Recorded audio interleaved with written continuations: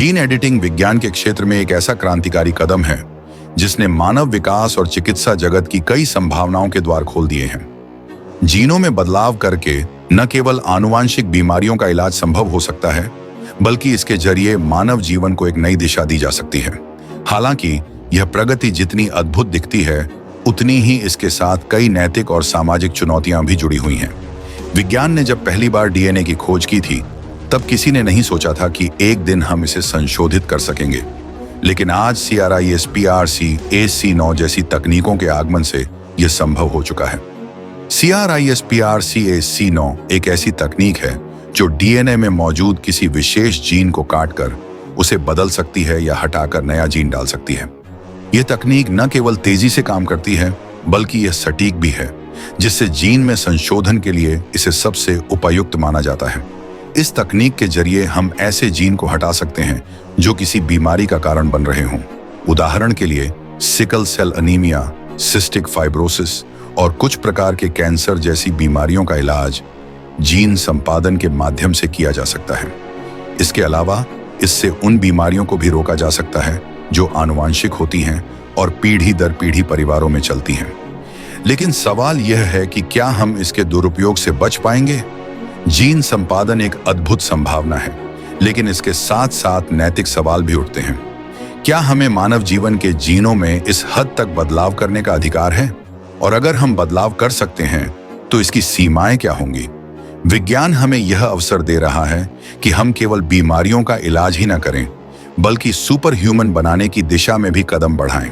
सोचिए, अगर हम किसी बच्चे के जन्म से पहले ही यह तय कर सकें कि वह कितना बुद्धिमान होगा, उसका रंग कैसा होगा, उसकी ऊंचाई कितनी होगी या वह कितनी ताकतवर होगा।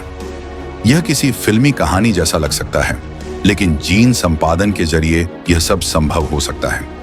परंतु इसका दूसरा पक्ष यह है कि अगर यह शक्ति कुछ मुट्ठी भर लोगों के हाथों में चली गई, तो क्या वे इसका सही उपयोग करेंगे? मान लीजिए कुछ अमीर और ताकतवर लोग अपने बच्चों को सुपर ह्यूमन बनाना शुरू कर दें। वे अपने बच्चों को ज्यादा बुद्धिमान, शक्तिशाली और लंबा बनाने के लिए जीन संपादन का उपयोग करें। यह समाज में असमानता की खाई को और भी चौड़ा कर देगा। जो लोग आर्थिक रूप से कमजोर हैं, उनके पास यह सुविधा नहीं होगी और इससे एक नया तरह का वर्ग संघर्ष शुरू हो सकता है। यहां पर एक और सवाल उठता है, नेचुरल सिलेक्शन की प्रक्रिया पर इसका क्या प्रभाव पड़ेगा? जब हम किसी जीन को बदलते हैं, तो हम उस प्राकृतिक संतुलन को भी प्रभावित करते हैं जिसे प्रकृति ने करोड़ों सालों में विकसित किया है। इससे पर्यावरण और जैव विविधता पर क्या प्रभाव पड़ेगा, यह अभी भी अज्ञात है। आगे बढ़ते हुए CRISPR जैसी तकनीकों का उपयोग केवल मानव जीन में बदलाव तक सीमित नहीं है। इसे पौधों और जानवरों के जीन में भी लागू किया जा सकता है। उदाहरण के लिए जीन संपादन के माध्यम से हम ऐसे फसलें उगा सकते हैं जो सूखा या कीटों से प्रभावित न हों। इससे कृषि क्षेत्र में एक नई क्रांति आ सकती है। लेकिन इसके साथ ही यह सवाल भी उठता है कि क्या यह संशोधित फसलें प्राकृतिक फसलों की तुलना में सुरक्षित हैं?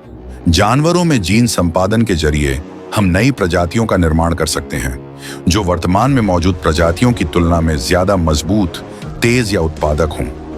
लेकिन इसका पर्यावरणीय प्रभाव क्या होगा?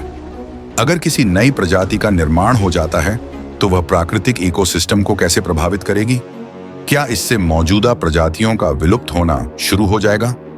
जीन संपादन की सबसे बड़ी चुनौती इसका नैतिक और सामाजिक स्वीकृति है।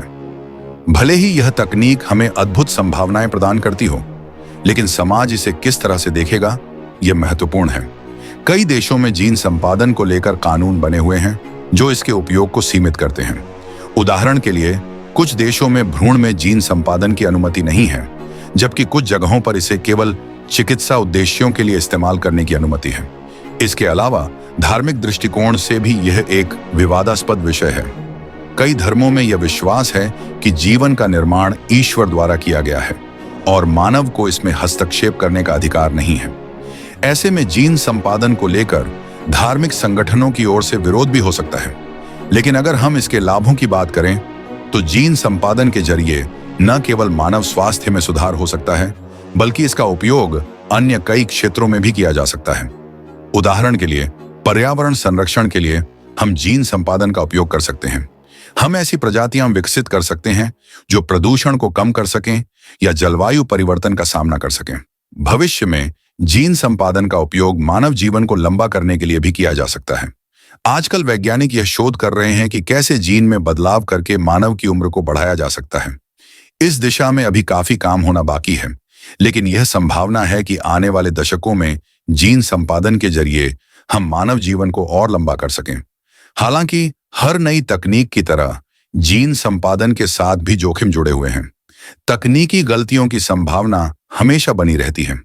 अगर जीन संपादन के दौरान कोई गलती हो जाती है तो इसका परिणाम बहुत ही घातक हो सकता है। उदाहरण के लिए, अगर हम किसी जीन को हटाने या बदलने की कोशिश कर रहे हैं और गलती से किसी अन्य जीन को प्रभावित कर देते हैं, तो यह नई बीमारियों का कारण बन सकता है। इसके अलावा जीन संपादन के दीर्घकालिक प्रभावों के बारे में अभी हमें पूरी जानकारी नहीं है। जब हम किसी जीन में बदलाव करते हैं तो वह बदलाव पीढ़ियों तक चल सकता है। ऐसे में यह समझना जरूरी है कि जीन संपादन का आने वाली पीढ़ियों पर क्या प्रभाव पड़ेगा।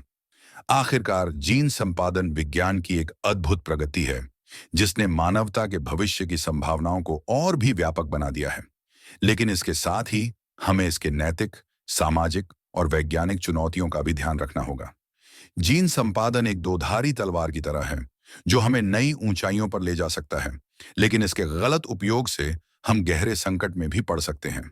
इसीलिए जीन संपादन के भविष्य को आकार देने के लिए हमें इसके हर पहलू पर गहराई से विचार करने की जरूरत है। अब यह विज्ञान और समाज दोनों के लिए एक महत्वपूर्ण मोड़ है। क्या हम इस तकनीक का सही उपयोग कर पाएंगे और इसे समाज के भले के लिए इस्तेमाल करेंगे, या यह सिर्फ कुछ लोगों के फायदे के लिए सीमित रह जाएगा? ये सवाल आज हर वैज्ञानिक, नीति निर्माता और आम नागरिक के मन में उठ रहा है। अगर आपको वीडियो पसंद आया तो लाइक, शेयर, सब्सक्राइब करें। धन्यवाद।